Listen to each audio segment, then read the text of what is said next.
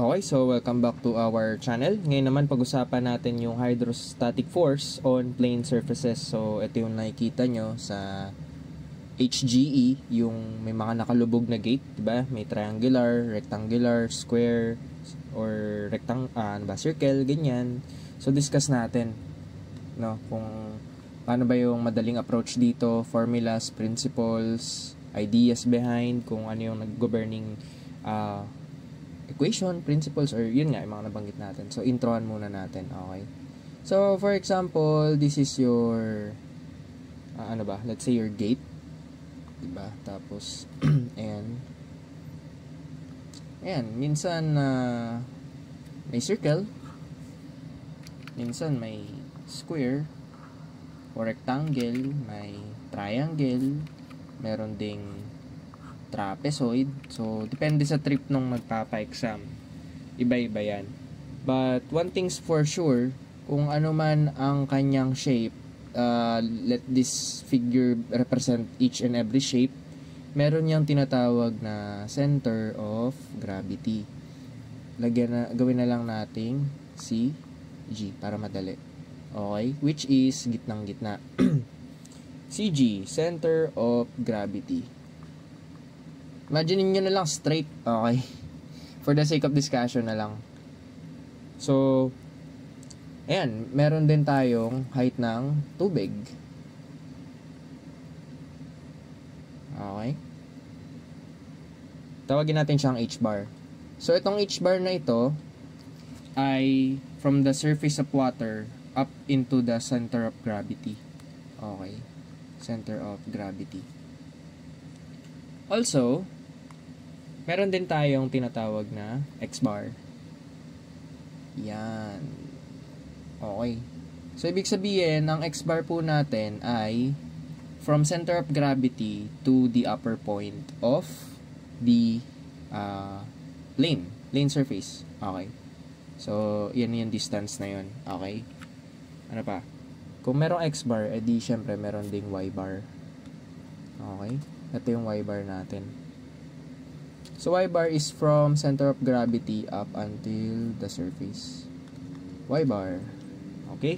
So, mamaya makikita natin yung relationship ng bawat isang yan. Tandaan nyo, si x-bar at si y-bar, yung distance niyan ay parallel lagi sa inclination or direction ng ating plane surface. Yan. So, kung paganyan yan, edi pa ganon din yung y-bar tsaka x-bar mo. Okay? So, I hope that's clear. Ano pa ba?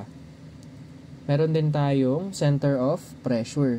Ito, mahalaga to, class ha. Tandaan yung maigay na iba po ang center of pressure sa center of pressure. Iba po yan sa center of gravity. Dahil ang center of gravity, yun po yung gitna ng ating figure. At doon nag-a-act yung kanyang mass or yung kanyang weight. Whereas, sa center of pressure, dun nag-a-act yung hydrostatic force. Okay, hindi po sa center of gravity nag-a-act yung force, kundi sa center of pressure. Okay, so, ano pa ba? So, meron tayo kasing tinatawag na distance. Ito lang. Distance magmula center of pressure to the center of gravity. At yan yung tinatawag na E for eccentricity, class. Okay? That's E for eccentricity. That's the distance between center of gravity to the center of pressure. And meron tayong mga formula na ginagamit.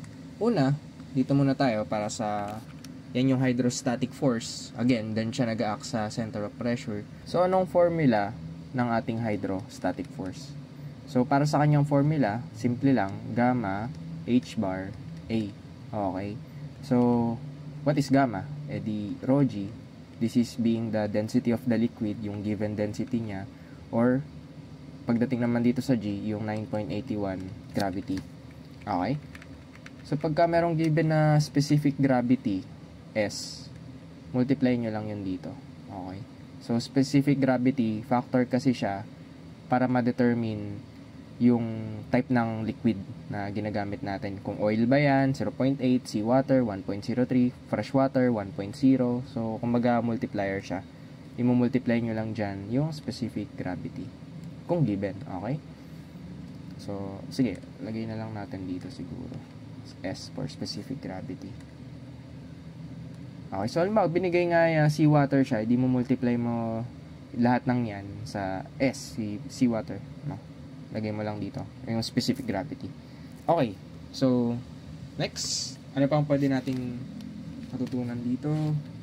And then, yung formula ng E is equals to, or eccentricity is equals to, the moment of inertia over area, total area nitong ating plane surface, and then y bar.